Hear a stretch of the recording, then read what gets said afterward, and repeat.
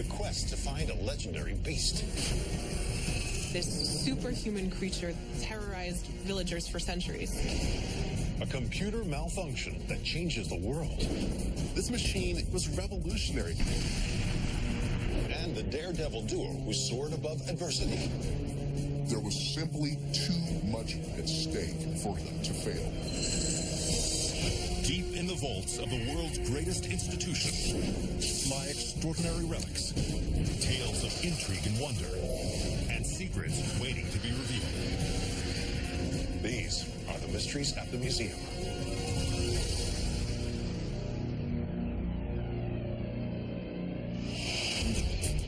Seattle, Washington.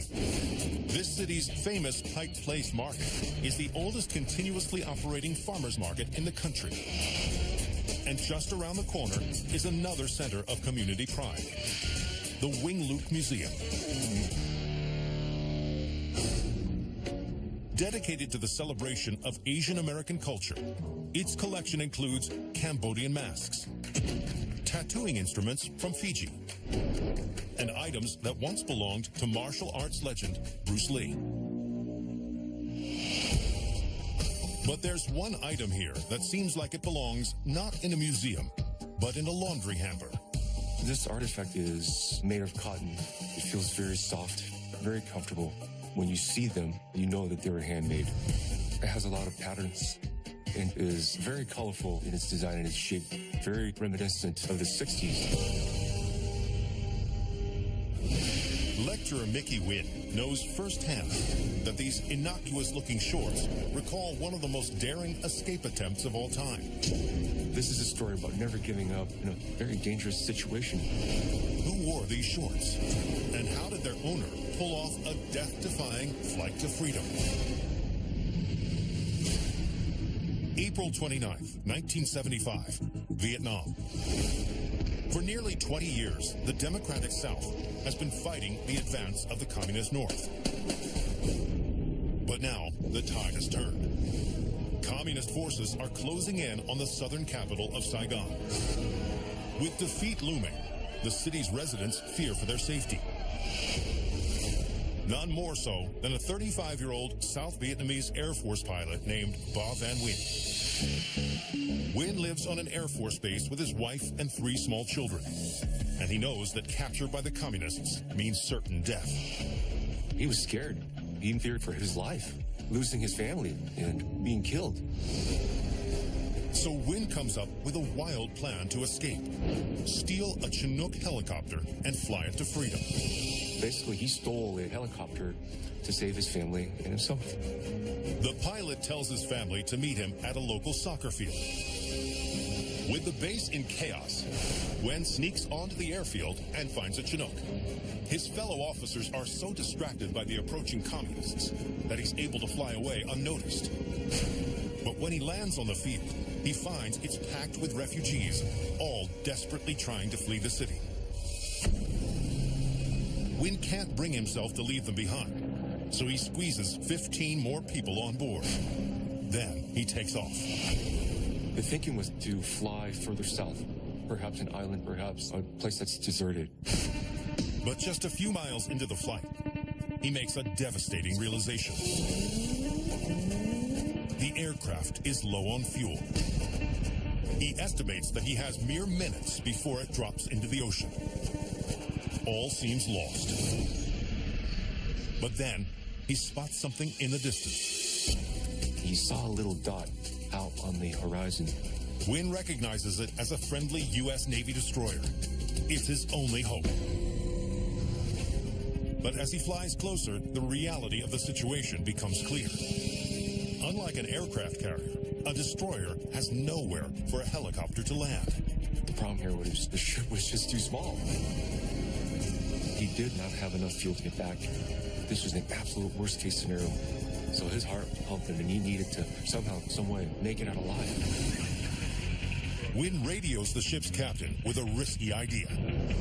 He says that if he can't land on the ship, he'll hover his chopper as close to the destroyer as possible. Then, his family and the 15 other refugees will jump onto the ship's deck. The captain agrees to let him try. Wynn flies over the destroyer and struggles to hold the aircraft steady. He's hovering the Chinook on the back of the ship as the ship is moving at roughly 5 knots. That is some badass flying, man. With the helicopter in position, Wynn orders his passengers and his family to jump, including his 6-year-old son, Mickey. I remember I jumped and dropped 15, 18 feet down when the crewman caught me and my baby sister. The last person that jumped was my mother. She looked back at my dad and just said goodbye. I'll see you later. And jumped. Miraculously, they all land safely on the deck. Now the pilot has one final task: to save himself. There is no way he can jump from the aircraft without crashing it onto the ship.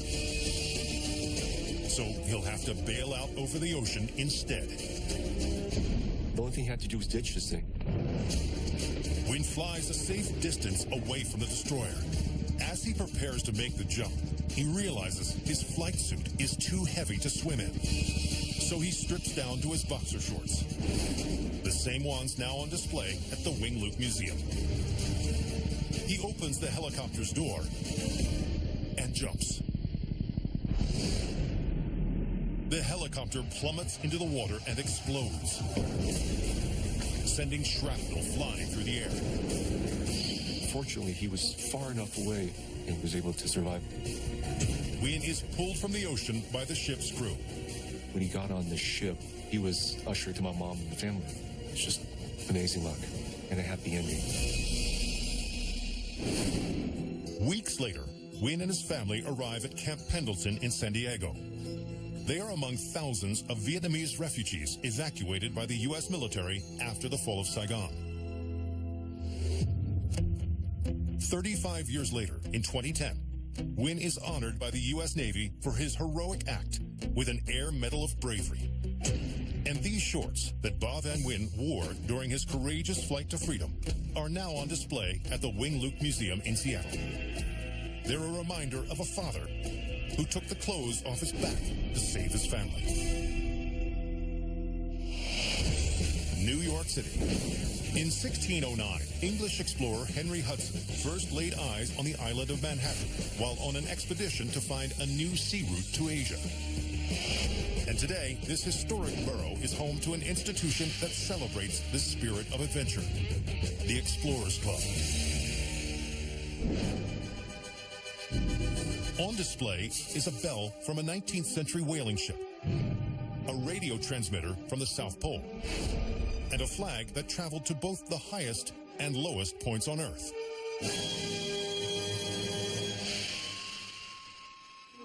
But its most bizarre item came from one of history's most unusual quests. The artifact is dome-shaped. It's a bit coarse.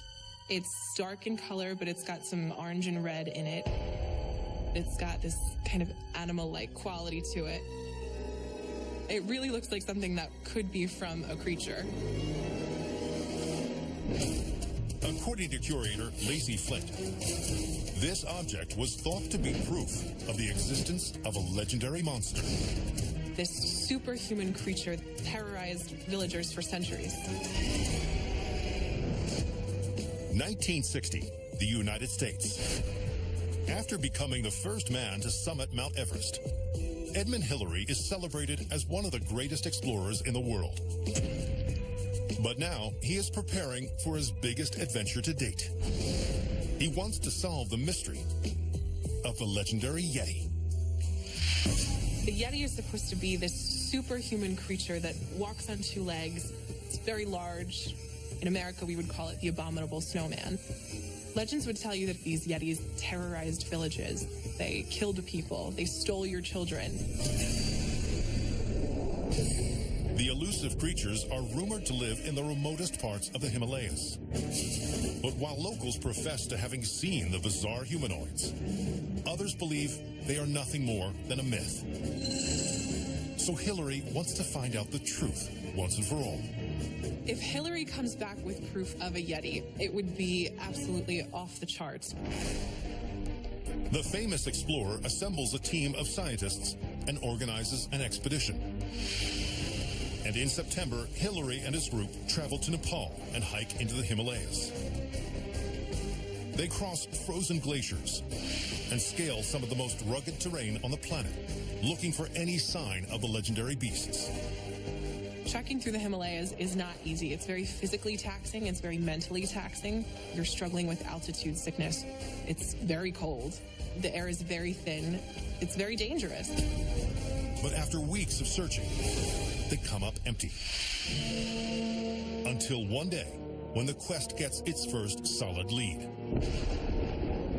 The team is caught in a sudden storm and seeks shelter in a nearby village. They are greeted by the head of the village, a man named Chumbi. Chumbi listens as Hillary explains the purpose of his trek, and then the chief says something that stuns Hillary and his men. He has proof that the Yeti exists. Hillary's thrilled. Finally, he's got something tangible that might be the key to this puzzle. Chumbi leads Hillary to a temple, and there he's shown something incredible. He's thinking to himself, we found it.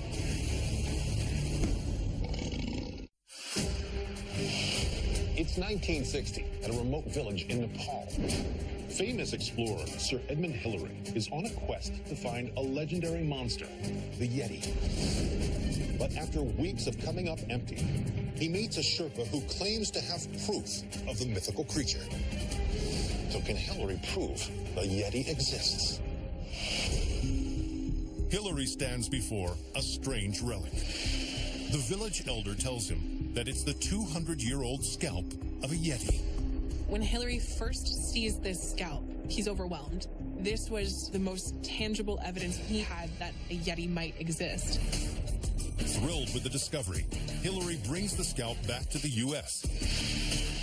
and sends it to a group of anthropologists for testing. They wanted to know the answer. This could be a really big deal. Less than a month later, the results are in. It turns out the supposed Yeti scalp is actually the hide of a Siru, a Himalayan goat. It might not have been the answer that people thought it was or thought it could be, but Hillary was able to answer his question. With this evidence in hand, Hillary believes he's proven beyond a doubt that the Yeti has never been more than a myth. Hillary has a copy of the so-called Yeti scalp made and donates it to the Explorers Club in New York City. It remains on display to this day, a hirsute reminder of the attempt to solve a legendary mystery. Stockholm.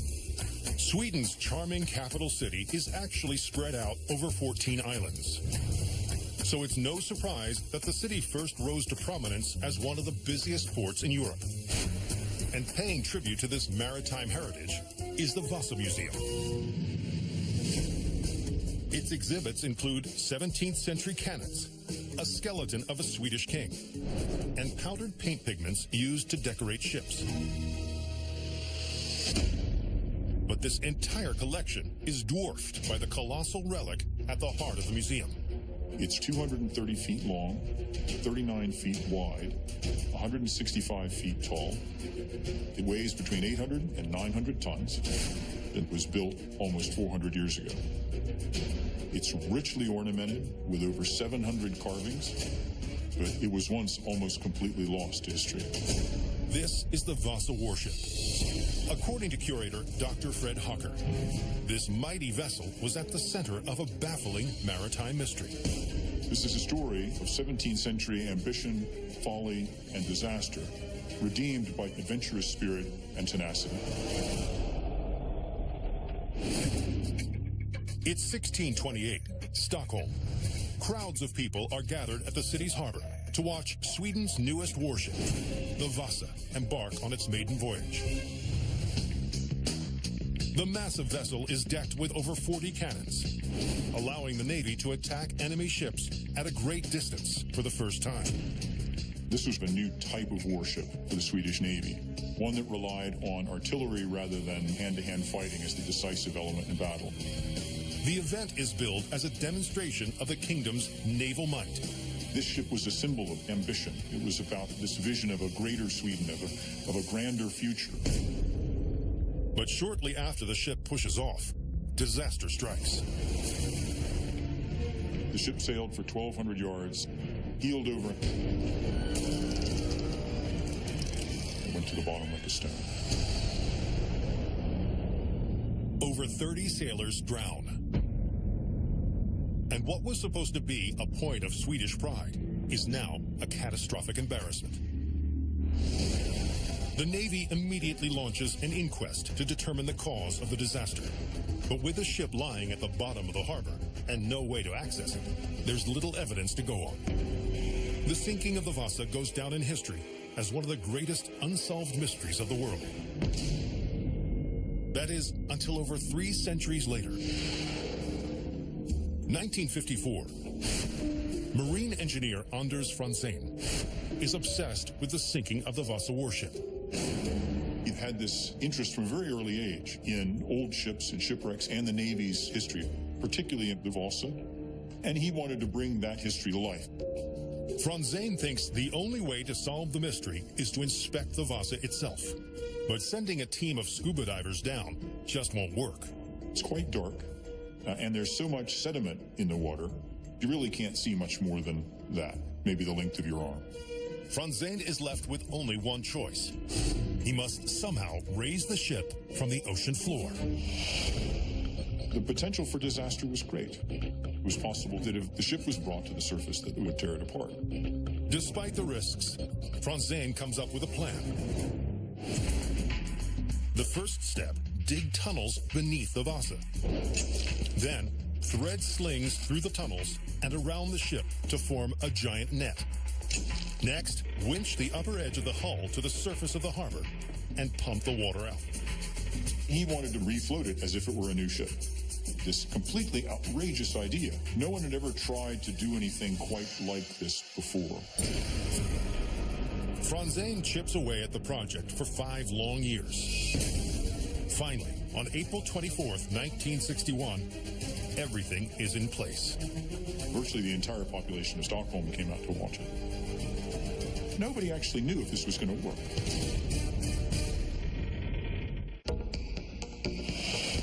It's 1961 in Sweden. An engineer named Anders Franzén is attempting to uncover how a massive warship called the Vasa inexplicably sank in Stockholm Harbor 300 years earlier. But to do so, he must first raise this enormous vessel without destroying it. So can Franzén solve the mystery of the Vasa ship? Anders Franzén and his team slowly wind the winches and hold their breath. Finally, something breaks the surface. It was the mainmast and the foremast. It was the Vasa, and it's completely intact. Soon, the entire vessel floats in the harbor once again. With the ship above water, Franzén can finally begin to solve the mystery of how it sank. The upper part of the ship was too heavily built for the amount of ship that was in the water. It's completely out of proportion. And so the design of Vasa is fundamentally flawed.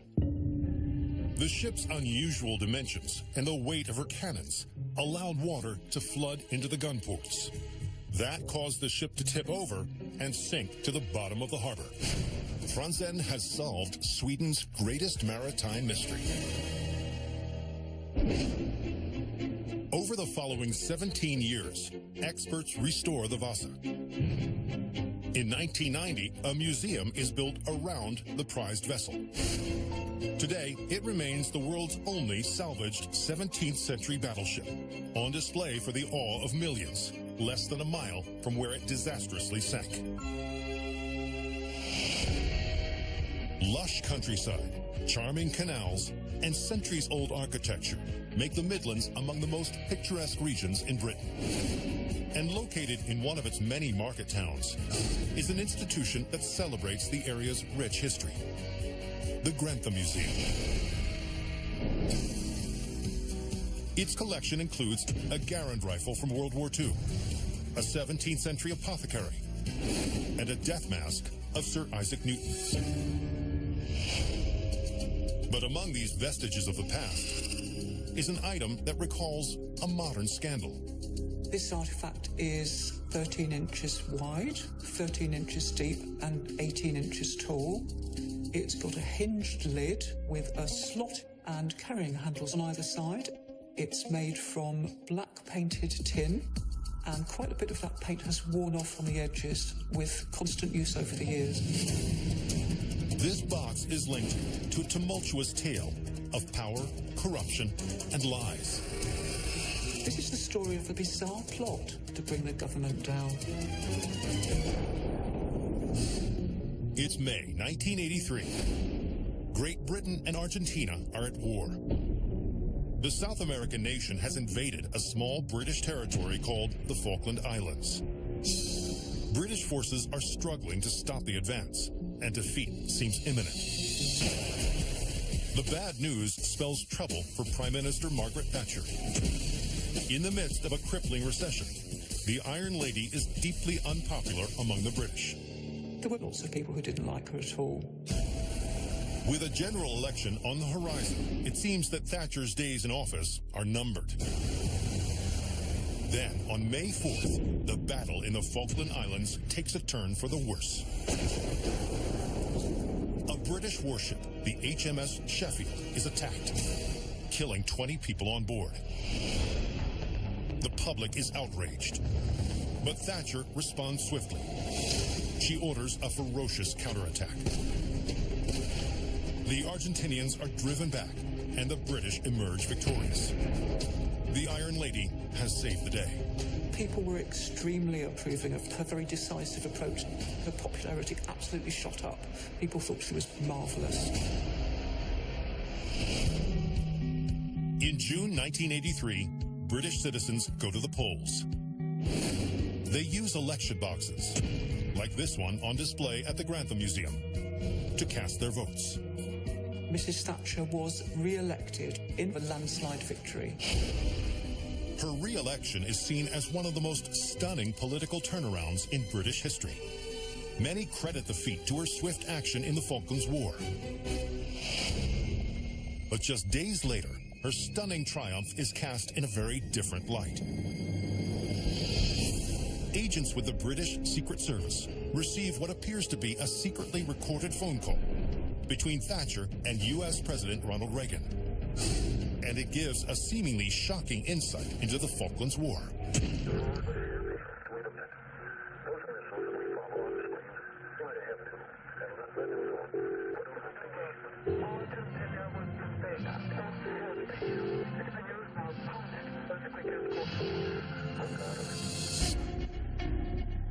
On the recording, Thatcher appears to admit that she intentionally let the British warship, the HMS Sheffield, be sunk. It's the very event that kick-started the decisive British counterattack that caused her popularity to soar and swept her back into office. The agents are shocked. This could have huge political implications. So did Thatcher sacrifice British soldiers for her own political gain?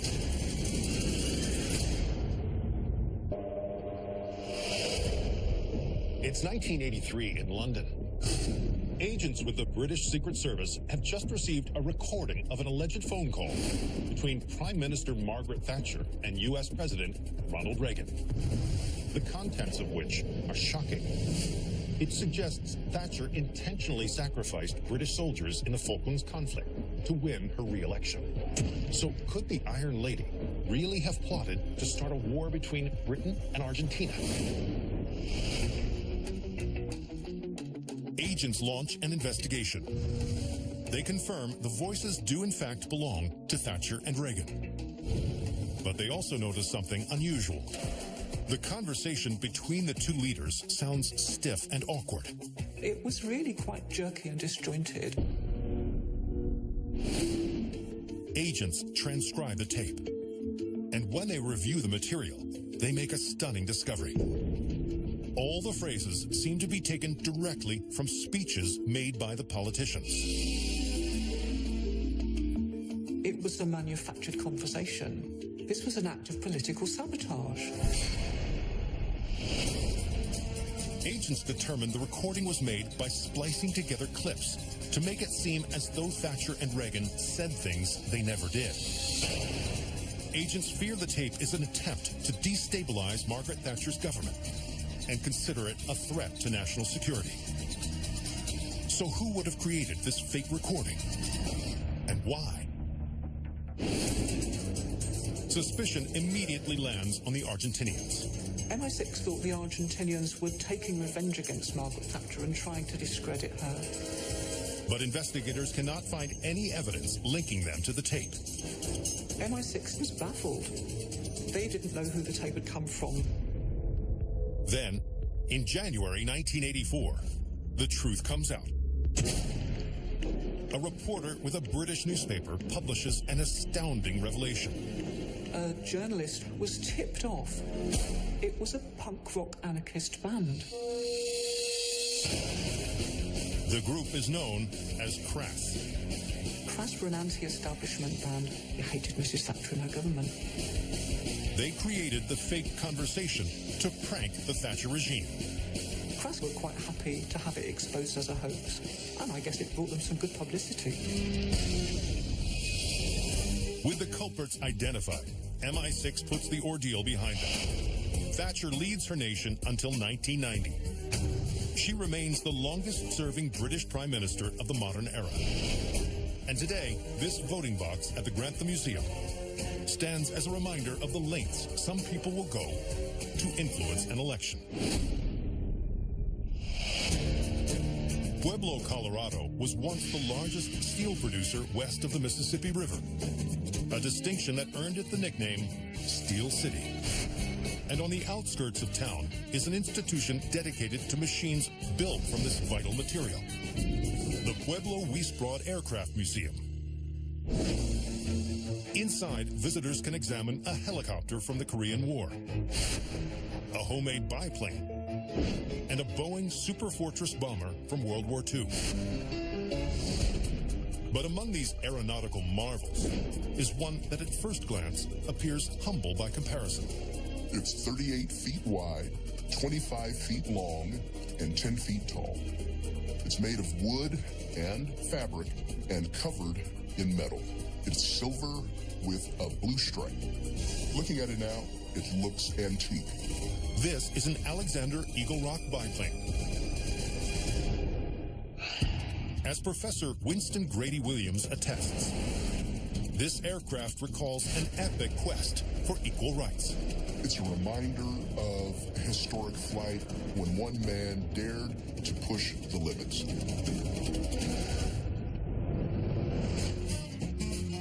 (1932) Los Angeles. 32-year-old James Herman Banning is one of the nation's only African-American pilots. He scrapes a living together by flying in stunt shows. But the talented aviator is excluded from steady work, such as flying for the Army Air Corps. The perception of African-American pilots was that they were capable of entertaining individuals, but weren't necessarily capable pilots. So Banning literally lived an existence just skirting poverty. Banning wants to have the same opportunities as white pilots. Unfortunately, Banning's dream is a world away. Organizations like the military consider black pilots inferior to their white counterparts. But Banning was determined to demonstrate beyond a shadow of a doubt that blacks were skilled pilots. To achieve equal opportunity in the skies, Banning vows to do something never before done by an African-American pilot: complete a transcontinental flight across the United States. Transcontinental flying was a key hallmark of capability and success for pilots. But it's no easy feat. Most aircraft are limited by small fuel tanks. The 3,000-mile journey will require him to fly from airfield to airfield and refuel along the way. It's a treacherous undertaking. Nevertheless, Banning thinks if he can pull it off, the Army and other employers will be forced to take black pilots seriously. If he succeeded in making this flight, the doors would finally open. To make the journey, Banning secures an Alexander Eagle Rock biplane, like the one on display at the Pueblo Wiesbrod Aircraft Museum. It was a World War I era biplane. It had a 14-year-old engine and was weather-beaten, to say the least. To help him fix any mechanical problems along the way, he recruits a co-pilot named Thomas Cox Allen. He has limited flight experience, but he's an exceptional mechanic. In September, the intrepid pair are ready to take off. There's just one problem. They are desperately short on funds and only have enough money to afford a single tank of fuel. They have only $25 between them. The journey seems doomed to fail before it has even begun. This historic flight may not even take place after all. How will Banning and Allen make their dream take off?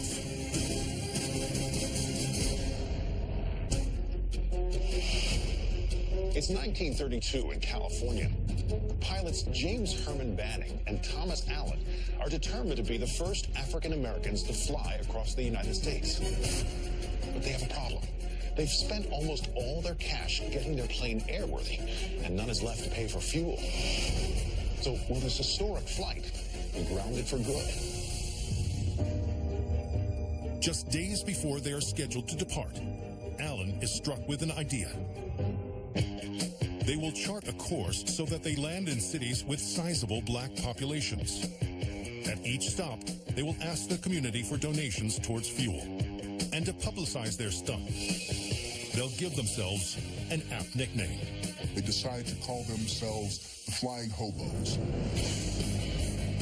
On September 19th, Allen and Banning take off from Los Angeles. A few days later, they land in Yuma, Arizona, and ask the local community for help. They would reach out to local churches, barber shops, pool halls, anywhere where they could drum up support. The reaction was absolutely overwhelming in terms of its support. Residents are so moved by the pilot's quest and eagerly offer them a free tank of gas. Banning and Allen are on their way once more. They make stops in St. Louis, Pittsburgh, and Philadelphia. And each time they land, they are met with an outpouring of local support. Everyone felt that there was simply too much at stake for them to fail. On October 9th, after 21 days and 3,300 miles, Banning and Allen touched down to great fanfare at Long Island, New York's Valley Stream Airport. There are thousands of individuals who greet them. They receive a hero's welcome. The story is picked up by the press, bringing national attention to the discrimination faced by black pilots. 8 years later, in 1940, Banning's vision of opening the skies to all goes farther than he ever imagined. The United States Army finally allows African Americans to serve as pilots. Today, this 1926 Alexander Eagle Rock remains on display at the Pueblo Wiesbrod Aircraft Museum in Colorado. It recalls the historic journey made by two African American pilots determined to reach new heights. Located in Cambridge, Massachusetts, Harvard University is a hotbed of technological innovation. Its alumni have created such notable companies as Polaroid, Microsoft, and Facebook. And the spirit of ingenuity is celebrated at the Science Center. Its collection includes one of the earliest compound microscopes, an 18th century model of the solar system, and a telescope that belonged to Benjamin Franklin. But among these delicate items is one hulking relic. It is 26 feet wide and almost 8 feet tall. It's made of metal. It's filled with switches and tiny panels. If you look closely, you can see all of these knobs turning in unison.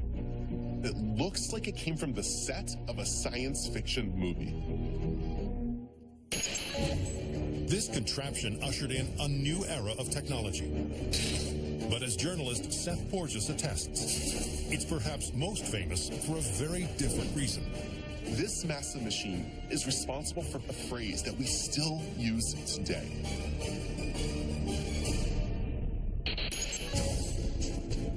(1946). As tensions with the Soviet Union rise, America is desperate to establish itself as the world superpower. Military and government officials believe the key is in developing missiles that can hit a specific target from miles away. They thought if you could shoot missiles with precision, this could make a huge difference. But it's no easy feat. Calculating the exact trajectories required for accurate strikes means solving some of the most complex mathematical equations known to man. So to help, the military has acquired a revolutionary new machine under development at Harvard University. A computer. It's one of the first computers the world has ever seen. It was revolutionary. This machine is essentially a giant calculator. But there's a problem.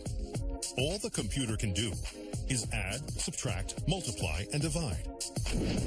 The military needs a way to program it to calculate vital missile trajectories. And to help them solve this problem, officials turned to one of the nation's top scientists, a 39-year-old mathematician named Grace Hopper. Grace was one of the best and brightest scientists in the country. She could make a huge difference in war. For months, Grace and a team of other scientists work around the clock, programming calculations and poring over the results. Grace Hopper spends nights with this machine, going over blueprints and studying its structure to see how it works and what it is. They are eventually able to make the machine solve the necessary equations with a high degree of accuracy and speed. The military is delighted by their success. And the Harvard computer system becomes a critical piece of their arsenal. But this colossal machine is about to meet its match. On September 9th, 1947, Hopper and her team are running a routine test on the system when something goes terribly wrong. You have a problem.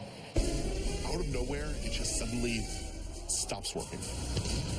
It seems the computer is suffering a critical malfunction. Something massive must have gone wrong. And Grace is wondering what could be the problem. It's the 1940s in Massachusetts. Engineer Grace Hopper is working on a vital defense project, programming a new computer to calculate the trajectories of long-range missiles. But just as she's making progress, the system crashes. Little does she know, the source of the error is so unusual, it will change computer history forever. For hours, the scientists comb through the massive machine's inner workings. So Hopper and the team open up this building-sized machine and start looking around to see what went wrong. Finally, they spot a vital clue. A relay has malfunctioned. It appears there's something jammed in the switch. And as they look closer, they find their answer. It's the last thing anyone was expecting. What they see is a tiny moth. The offending creature is carefully removed from the machine. With the problem fixed, the computer system resumes working properly. It goes on to become an essential tool throughout the Cold War.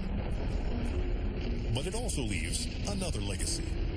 Hopper is sort of in awe how this little bug could have caused this massive machine to stop working.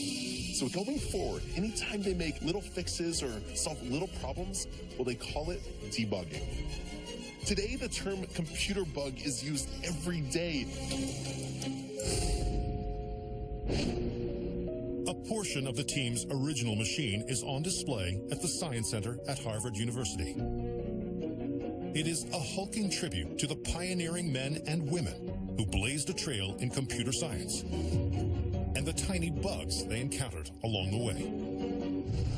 From a political scandal to a father's mission, a cross-country flight to a legendary beast. I'm Don Wildman, and these are the mysteries at the museum.